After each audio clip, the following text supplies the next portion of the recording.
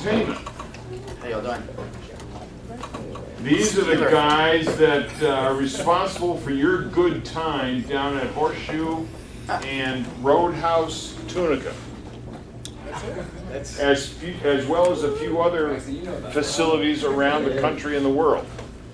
And they've got some interesting PowerPoints to share with you, and they got a few interesting words to share. So, gentlemen, take it away. Okay, so welcome everybody. My name is Andre Jackson. I am the Vice President of Hospitality at the Horseshoe and Roadhouse Tunica. But the sister company that we work for is actually called Caesars Entertainment. Has anybody heard of Caesars Entertainment? Yes. What do y'all know about Caesars Entertainment? Responsible for most of it. It was at one point one of the bigger fight venues. Yes. So they used to have fights.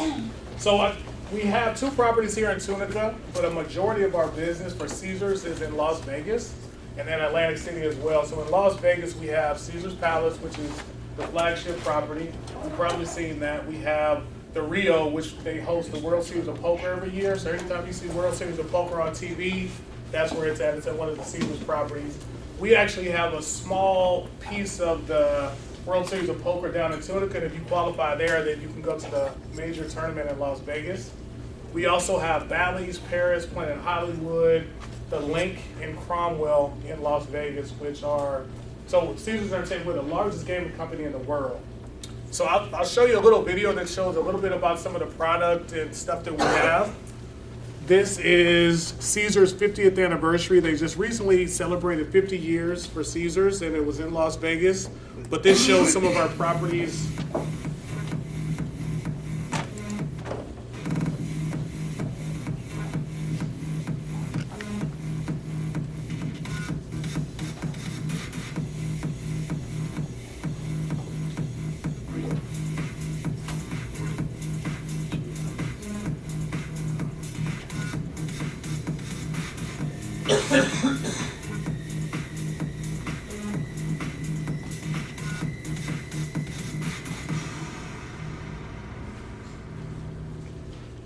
So that's just a little bit about the company. We have, like I said, we're the biggest gaming company in the world. We have hotels, we have restaurants. In Las Vegas and some of our other markets, we have celebrity chefs. So Gordon Ramsay. Recently, actually, at the Wine Festival here in Memphis, we had Guy Savoy. He's probably one of the best chefs in the world. He has a restaurant inside of Caesars Palace, and he came to Memphis to kind of showcase some of his skills, and he was a part of the Caesars Entertainment tent that we had at the Wine Festival here in Memphis. So my story, my background, I actually was sitting in your same chair. I went to college at University of Houston, and I majored in the same thing, hospitality management, and it was my senior year. I didn't know exactly what I wanted to do, and we had a career fair. And at the career fair, Caesars came, and I interviewed, and this is actually my first job out of college. I've been with the company ever since. So the first thing I did, they hired me, and they told me about this place. I'm from Houston, large city. They told me about a place called Tunica, Mississippi. Truly, I'd never heard of the place, to be honest with you. So it was culture shock a little bit when I moved there because I'd never heard of it. It's a small town, and Tunica, prior to the casinos coming in, was really the poorest county in the country. So casinos really helped that economy to grow, and it became the third largest gaming market in the country. So when I first came on, I came in as a hotel supervisor, and I was working at the Grand at the time, before it converted to Harrah's. And I worked at the Grand, the Veranda, there was a couple hotels. And through that experience, I got a chance to go down to Biloxi. We had one of our hotels got devastated by Hurricane Katrina. So when we rebuilt it, they needed some hotel teams to come in and help with the rebuilding of it.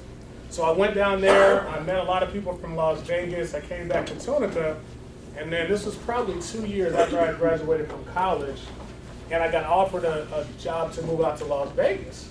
So that was always my goal. So being sitting in your seats, I always wanted to work in Las Vegas. It's the biggest hotels and experiences in the world.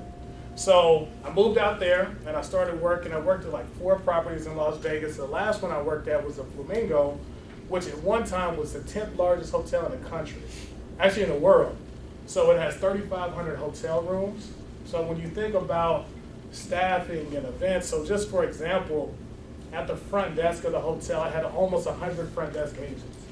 I mean, it was massive, huge. We put on big events, big parties, every restaurant you could imagine, steakhouses, and I learned a ton in Las Vegas. And then recently, I got the opportunity to come back to Tunica as the director of hotel operations.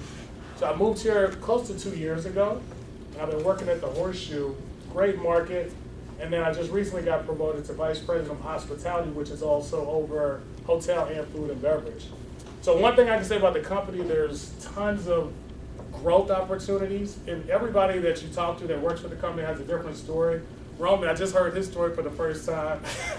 It's a really cool story as well. So mine's different. So I was sitting in your seats, didn't know what I wanted to do, went to career fair, got hired into Caesars, and I've been with the company ever since, and I've grown now in the last 12 years that I've been with the company. I love it.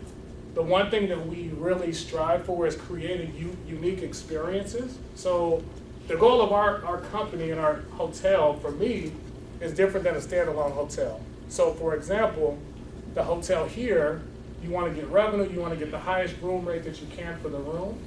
In my ideal world, the hotel would be all comped. Why do you think that? Because people already spent their life savings and their No. it's in their soul and it's in the other side of the hotel. So in the casino industry, in the gaming, a hotel and food and beverage is truly just an amenity to the casino customer. So when I say the rooms all comp would be my ideal hotel night, because everybody that qualifies for a comp, you have to play a certain amount of money to qualify. So we lose money on that piece, but we make it back to the casino, which is a completely different selling strategy from a standalone hotel. Because I've worked in those as well. Like when I was in Houston in college, I did an internship at the Four Seasons, and it was completely different. You had to maximize your room rate. Here, I want as many of Romeo's customers in the property as I can. So, because that means we're making money on the casino floor. So we're just really an amenity. Make sure they have a great experience in their room. Make sure they have a great experience when they go eat at any one of the restaurants. One of the things as a company that we're focusing on now is how do we engage you all? Because the gaming industry is changing. It's always evolving. So the customers that come to the casinos currently, they're used to doing slot machines. But for you all, it's probably pretty boring to go sit somewhere and just continually pull a slot machine. So we're in the process right now of creating the casino of the future, which will be more interactive. It'll have interactive games, so socially, you all could play against each other. If you win, your whole group of people that you're playing with wins, similar to like video games, because everybody plays video games, which will be more engaging for millennials. So that's something we're working on right now, and we want to be the first company to have the casino of the future where it's more interactive and more skill-based game versus just pulling a slot machine. So now, I'm gonna let Romeo go into how he got into the gaming industry. So how y'all doing today? All right. Everybody know what a definition of a whale in the casino business? You ever heard that term? Exactly. It's the biggest money gamblers. Those are the big spenders. Those are we throw the world at them. So I got into business. I was actually I was pre-med at the University of Memphis back in '95, and finished up. Got two bachelors of science from here. Went to take my MCAT, passed it, then decided not to go to med school. So I was out of a job. I was at no work, no nothing for 3 years. And then a guy by name Jack Binions and John Cicini. If anybody knows Jack Binions, he opened the Horseshoe. He was the owner of the Horseshoe in Tunica before he sold it to Harris. Offered me a job off the street just because he was watching me for the past year and a half, how my nightlife was going. And so that's how I got involved. Started off as a host. He got me in, he told me just keep on living the way you're living, go out, party, bring people down to the casino. I was like, I get paid. Like, where do I sign? So signed that contract, which got me for cheap the first time. But started working there. Horseshoe's amazing. Then Caesars took over us. They bought us, which it was going from an entrepreneur to a corporation. Totally changed the whole gaming place. Now you got about 49 other properties that you can send people to. You can travel to, find players over there, bring them over here. You know, just you start making connections. You start meeting a lot of people. It blows your, like the casino industry, especially our company, as big as it is, you can meet so many people from around the world that can move you up. The relationships are a big thing of my job. So once you build those relationships, do not lose them. Second part, what I do is basically I bring the high rollers. I'm in charge of bringing the big players. So they come in, just like Andre said, we give them the best rooms, the best food. If they need a jet to fly in, we'll send them a plane. If they need cars, they got the cars. Whatever they want, as long as they come in. But, I mean, that can lead to a negative as well, because they can come in and beat you for a pretty good amount, and then that destroys the whole other side of the casino where people got to make cuts. So it kind of hand in hand, but most of those buildings were not built on winners, so that's why all the lights, they look all the shiny stuff. So basically, the casinos industry, just like Andre said, now is changing a lot. It's moving, the younger generations are all, I mean, everybody plays video games here, Modern Warfare, Call of Duty, all that stuff. You always got the headsets on, bam, bam, bam, you're always in front of the screen. So once interactive gaming, we go there, which will start online poker, get legalized, will be huge for us. Same with all the interactive stuff. You can play roulette on the iPads, the blackjack, any kind of game you want without moving from your seat. So it's crazy, but if other than that, I mean, basically my job is to party and bring the people in. It's a fun job.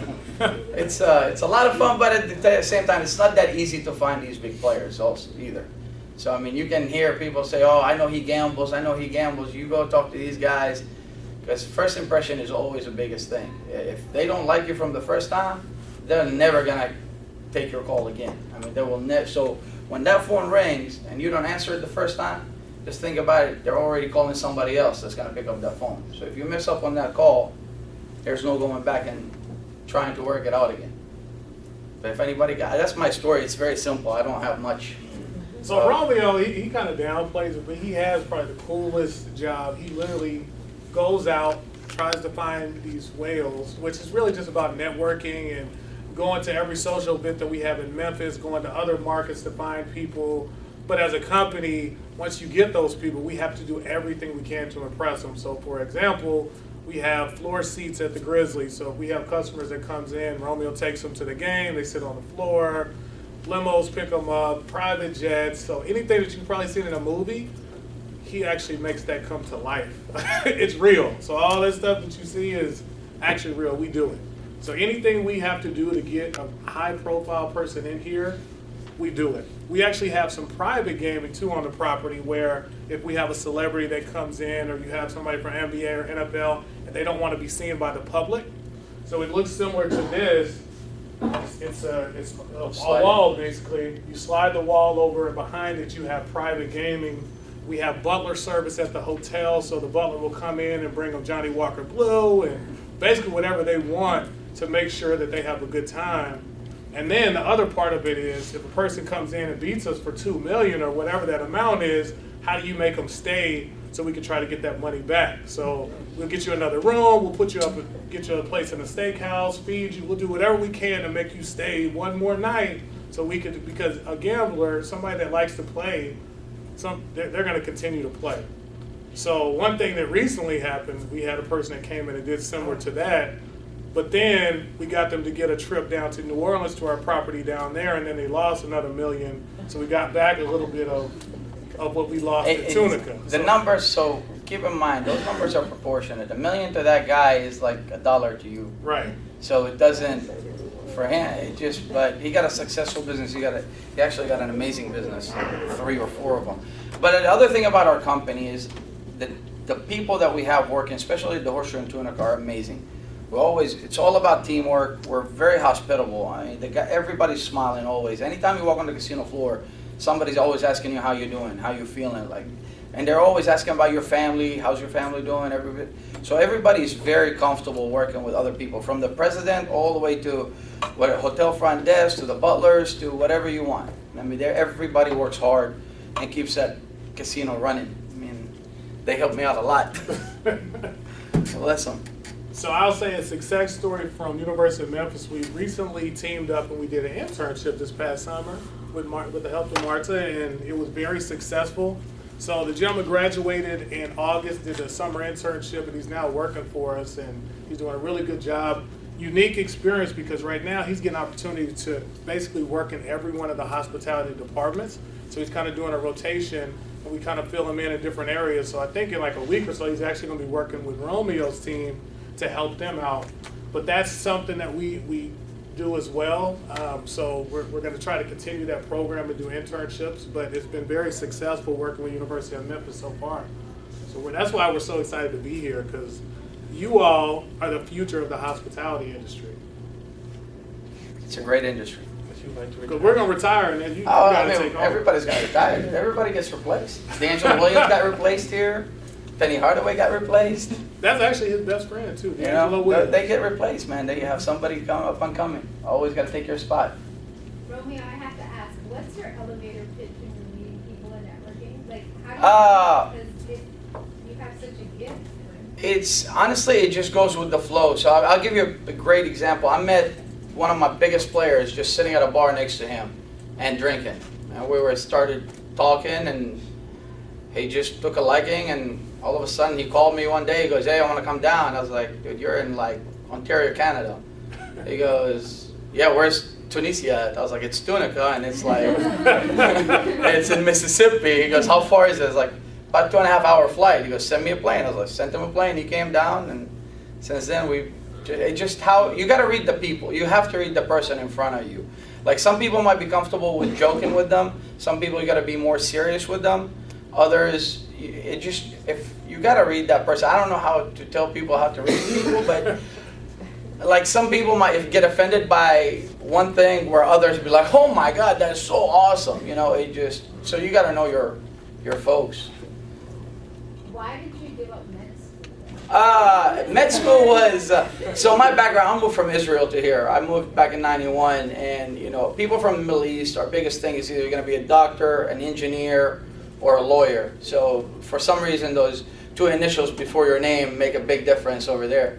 My parents wanted me to become a doctor, and I'm like, yeah, sure, whatever, we'll go through that rail. And once I came here, I was like, oh no, hell no. This is there's so much to do, man. There's so many people, like there's so much opportunity in this country. And I was like, I like to go out. I love the nightlife. I mean, I don't go home till 4 o'clock in the morning. Andre sees me on Tuesdays at our meetings. I'm destroyed from the night before. Like, hey, how you doing? But I'm always working, because casinos are open 24/7. You know, they're just like the hospitals. Hospitals are 24/7 as well. Only difference, I gotta be sober if I worked at the hospital to go in on a call. I don't have to at a casino. So, like, what are some of the biggest names that you worked with? Name it, man. We had Michael Jordan was my first biggest name that we brought in when he was playing with the Wizards. If anybody remember that. Yeah, I remember. Yeah, when he played with the Wizards. Michael Jordan, Charles Barkley. I mean, celebrity-wise, so we hosted an event in Tahoe called Celebrity Golf, and if y'all watch it on TV, so that's at our property at Harris Lake Tahoe, and we bring about 60 big-name celebrities. Well, being from Memphis, well, I call Memphis home now, but we had 3 big names in Memphis besides Elvis, if anybody knows that, right? You know, you got Penny Hardaway, he's a hell of a golfer. You got Justin Timberlake is from here. He's a hell of a golfer. And and well, it's Memphis. That's me and him. Like we grew up together. So I brought him to Tahoe to play in the golf tournament. Did you ever have Jared Lawler? Jared, no, he doesn't. He's not a golfer. He came down. We did actually show Jared Lawler and Friends back in 2006. Him and George Klein hosted an event together, and it was pretty good. He brought some wrestlers down here. He's an interesting character. He's very interesting. I have so many questions. No problem. I've been waiting to meet you. Andre has spoken so highly of you. How do you maintain, like, so a casino operation being open 24/7, what are some of the challenges you face with having the staffing for all those shifts, A? And how do you continuously develop those employees in those different time shifts?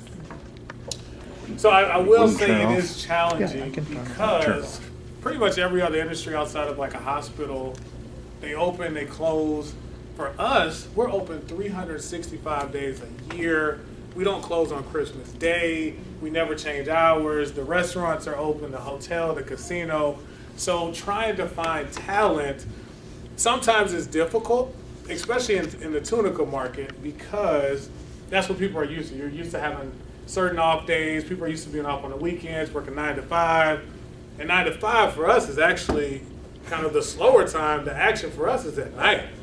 So the key for us is just being honest with people. And I think a lot of times they don't know what they're getting into. So if you're honest on the interview and say, hey, you may be working Christmas Day, a lot of people at that point will just kind of fall off. But then you'll have other people say, I know what I'm getting into. That's what I want to do. I'm passionate about this industry. Because hotels are the same thing. Any hotel in the world, they're 24/7 as well. But we just have the gaming component with it as well. And then on each one of those shifts, we put key leaders so that they can train and develop and coach people as well. Because on every shift, you still have supervisors and managers. So whatever goes on day shift as far as training and stuff, we also have the same processes and procedures on swing and grade. In Las Vegas, though, I will say it was a lot easier because the whole city is based on hotels and gaming, and that's just what it's for. And it was, when you went to hire somebody, they just knew, because when they grew up, all they saw was the strip and the casinos and the hotels. They really didn't question the hours as much as in Tunica.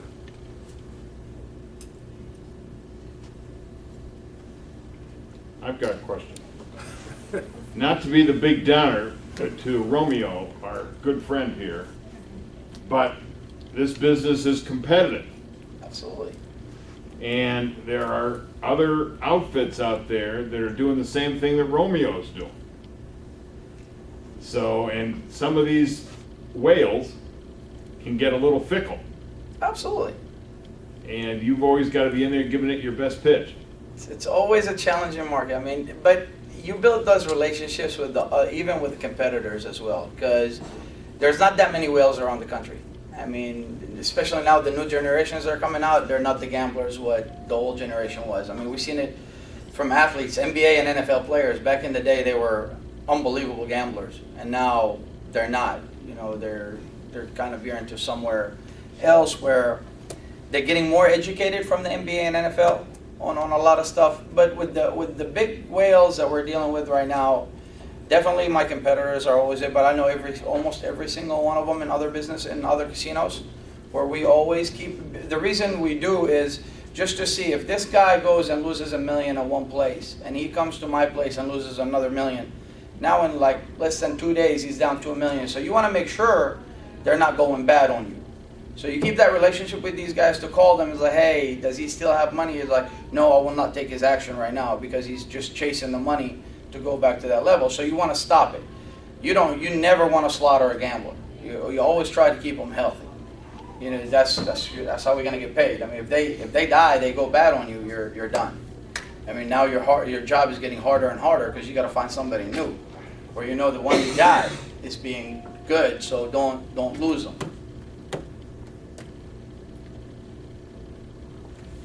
When the high rollers are actually like good players, which I know is probably rare, like do you guys bring in people on your end just to combat that? Like you have your own players?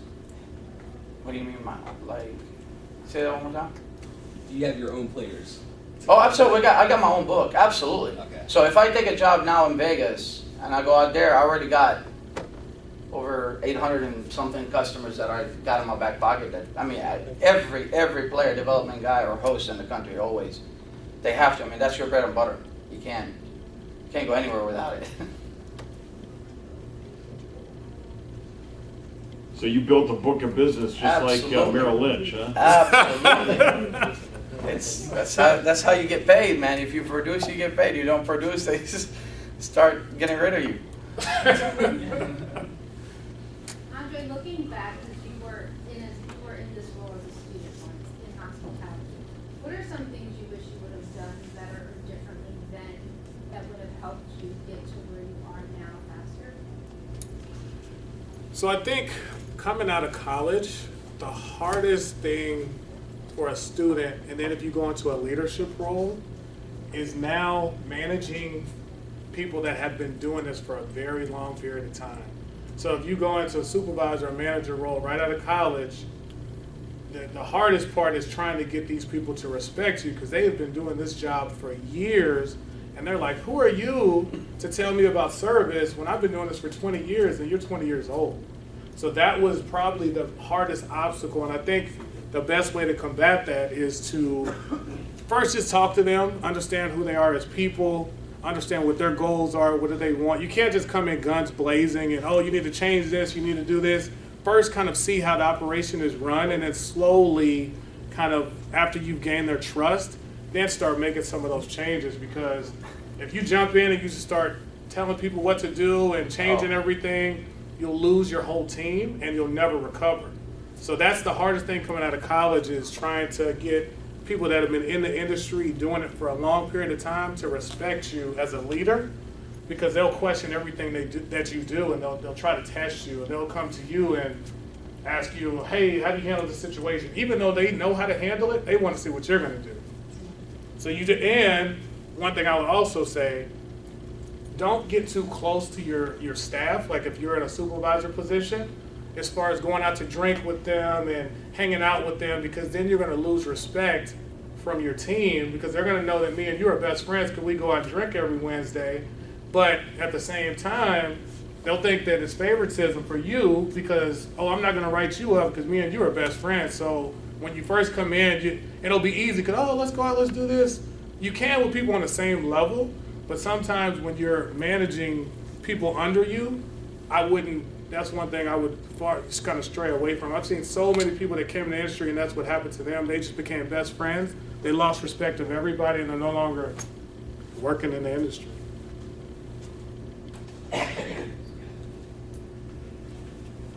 All right, so with the gaming side versus the hospitality side, is there something you used to do to kind of even out the pay? Because I know like dealers are getting tips and all.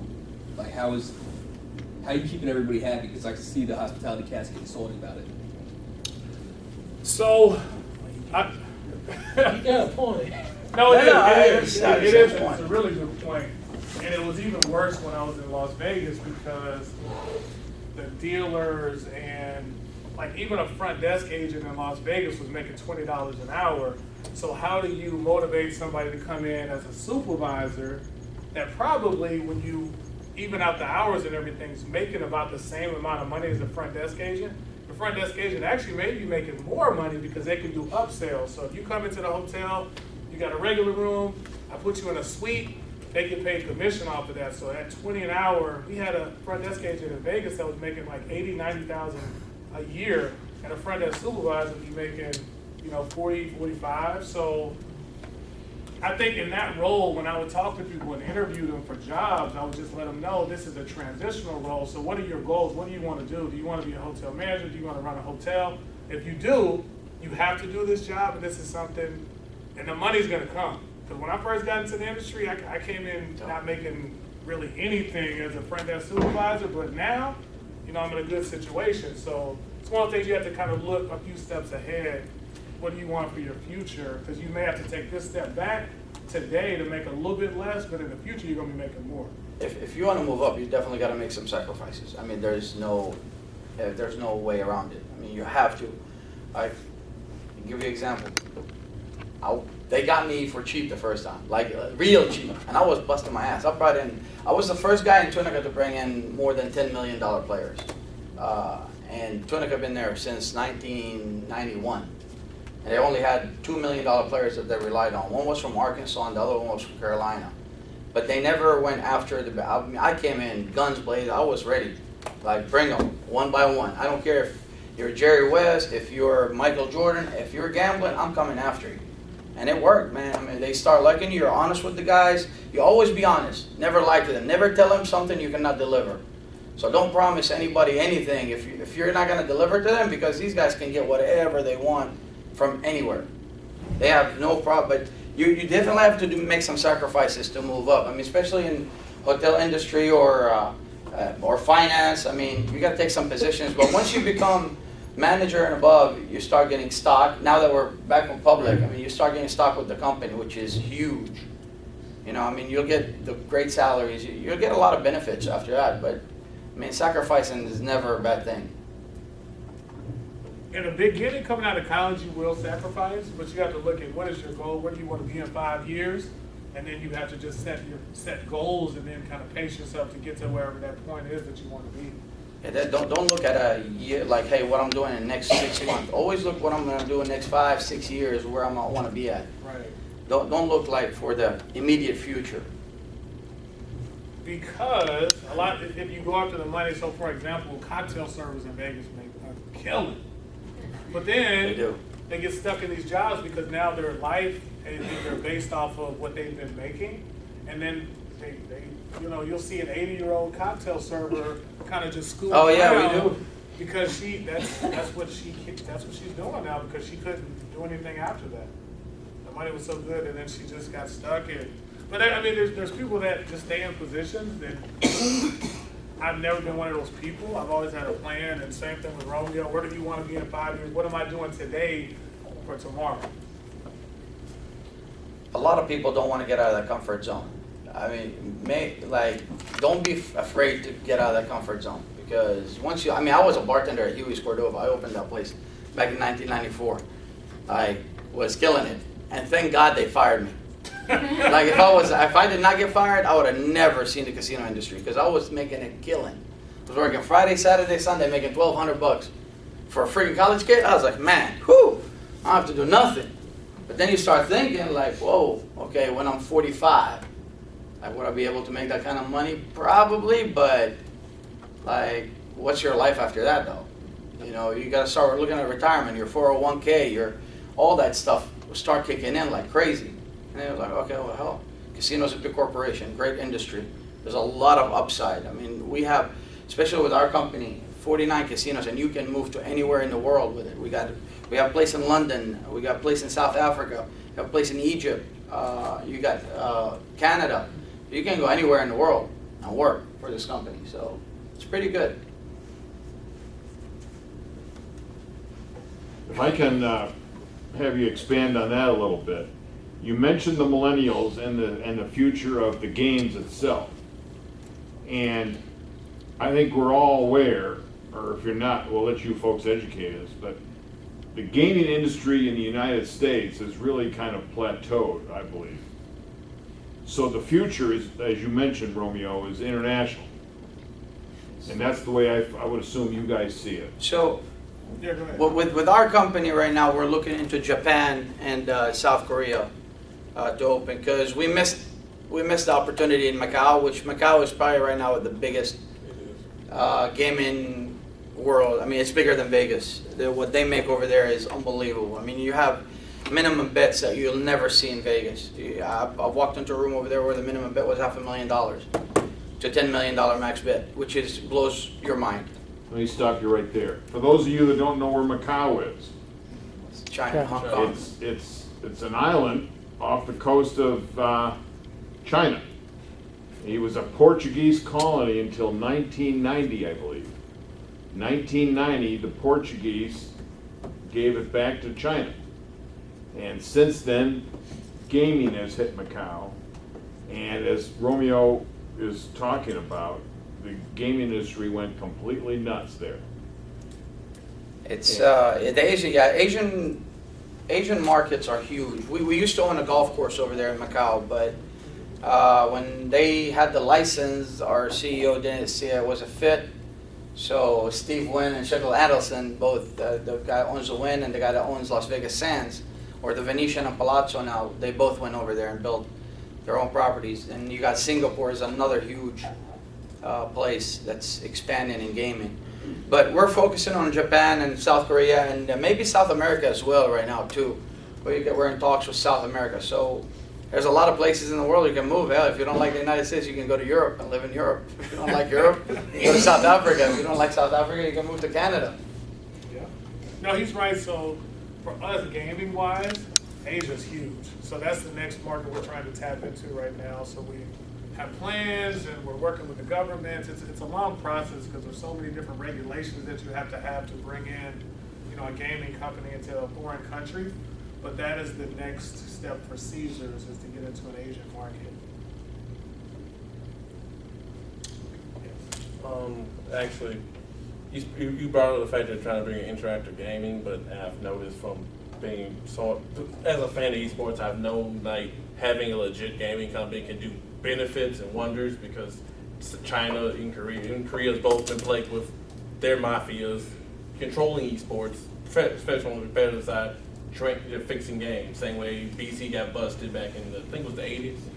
Yeah, but No, but I'm bringing all this up to bring this. I think the one thing that if the gaming industry wants to go into that, you want to go into trying to get into leagues, sponsor teams, putting out leagues, putting out payments of those things. So like, actually, this probably I probably mess this up. Like I think the one thing the strategy you can use in Korea is try to use the professional gaming side, especially with KESPA, try to get legalized gambling there. we always have governing body. I mean, we have a body that we have to report to, so I know. you can't fix stuff. No, I'm just saying that that's been a problem outside. Yeah, well, no, but still, we're putting the company's reputation on the line. That's not gonna happen. I mean, we got a lot of ethics over here that we're not gonna cross. So for us, in every region that we have properties, there's a gaming commission. And they come in and they test all your equipment, and you have to have things that are certain regulated by each state. Each state's a little bit different. So it'd be very difficult because with that, that's kind of your check and balance of each one of these. But e-gaming is something that we're also trying to tap into. FanDuel, e-gaming, DraftKings, all those. So the issue is that many people don't see that as a game of skill. So like, how do you sell those games as game of skill rather than a game of chance? That's what we're working on. Because I could. No, I totally understand your point, but we're working on that. I mean, FanDuel is amazing. Them and DraftKings, both of them. You see the prizes they're giving every week, every day actually. Yeah. So the goal for us would be Oh. esports wise, in these small regional markets, you have competitions, people compete, and then similar to like the World Series of Poker, the winners of these regions go to Las Vegas, and then they have a big one that's being televised, and just like the World Series of Poker, so that's something that's coming in the near future, having a huge esports arena. That's one thing that we're looking at. Go ahead. Yeah. When will information be available about internships? So that's something that I'll work with her on, so we can get that information to you all, and then get it posted on the websites and all the different channels that you all are on. So I will definitely work with her on get that set up for you all. But like I said, I've been with this company since I graduated college. It's a great company. I've had multiple positions. I've traveled the country, worked in different markets. It's fun. To me, it's not even like a job. I come in, what do you do to create a customer experience that's unique, that makes them want to continue to come back? So what do I got to do to create that? Food-wise, creating new menus and concepts and doing different things. It's fun. It's not even like work for me. Yes. Do y'all have hiring seasons, or do y'all just like hire? Always hiring. Always hiring. Always. Always. You can go on the website and all the positions are listed, but we're always hiring. That's the one thing. It's like a little city. We have every position imaginable, so within a little city, you always have something available. It is a little bit of a commute. I will put that out there because it's in Tunica, and I'm sure you all are in this area. But I can say you'll get great experience that you would not get at a traditional hotel, but you can use it anywhere. Yes. Is y'all bring business cards? Always. Never leave home without them. Now, Andre, correct me if I'm wrong, but I think you wanted to differentiate the over and under 21-year-olds. Yes. So we have some dice and we have some cards, both of which have been played in the casino for people that are over 21 or over. And we have them up here, so you can come Why up. they can't take them? I'm just kidding. Just kidding. So if you're 21 and over and you would like some dice or cards, you are definitely welcome to them. I know you can't bring them down to the casino to use them. They got a hole in them, so they're already The punched. dice ain't weighted. No, so they have holes in them. So they already you got can't use holes in them again, too. But these are actual cards that have been Well, played at the dice. casino. Yeah, Same thing with the dice dice. got and holes in crap them too. tables. We have to. We drill them, always. That's where you know you can't bring your own dice. Believe it or not, I've seen some cheaters bring, man, some good stuff to the casino. It's amazing. The world of really dice. It's a beautiful thing. What else do we have for these gentlemen?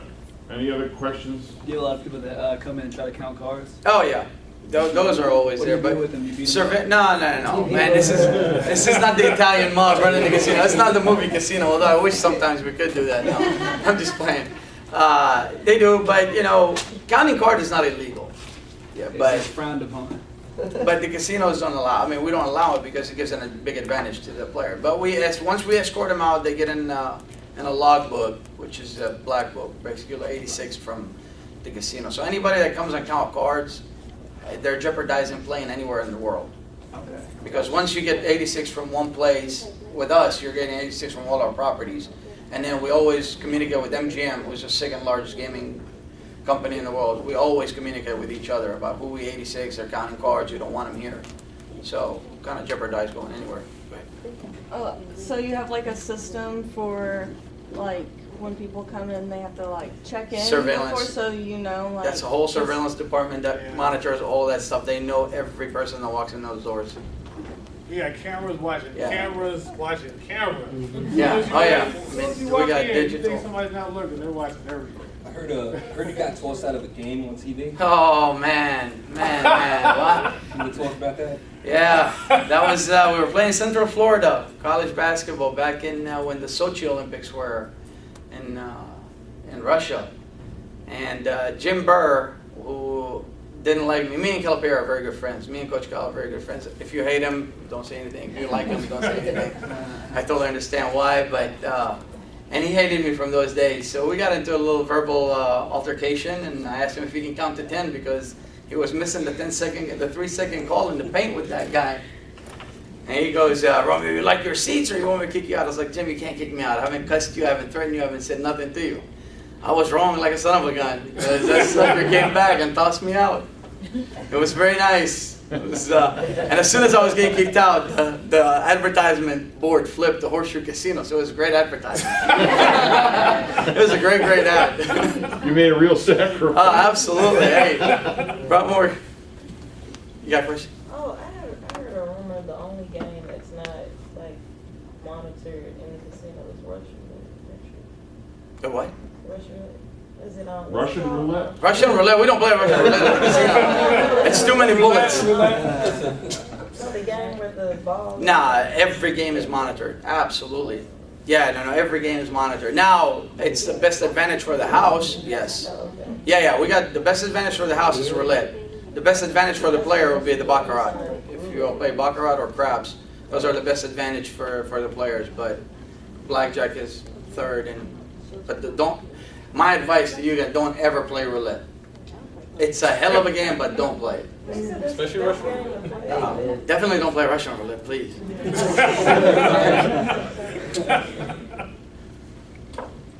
Anybody else? What's the most y'all have lost in one night? Well, no, actually, happened 2 weeks ago. 4.2 million. 4.2. 4.2. Thank God for my players. That was 2 I love weeks them. ago. That was 2 weeks ago. How much money you make since that point? The most we made. No, it's like you made. No, we only made that million in New Orleans. He hasn't played yet. He's coming back actually December 5th again. But the most we ever made in one night was probably 3.9 off one player. So That's a lot of money. it is.